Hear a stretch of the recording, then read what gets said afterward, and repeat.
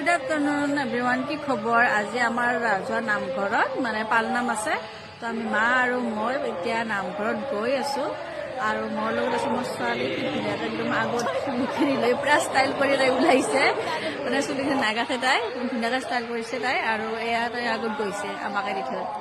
তো আমাৰ কাষতে হয় নামঘৰটো, এয়া হৈছে আমাৰ ৰাজহুৱা নামঘৰটো। বহুত ধুনীয়া হয় নামঘৰটো দেখিবলৈ। তো আমি আজি পালনামত আহিছোঁ, মা মই মাইনা আহিলোঁ। এতিয়া আমি চাকি বন্তি দিছোঁ। আৰু অকণমান মই আপোনালোকক নামঘৰত দেখাইছিলোঁ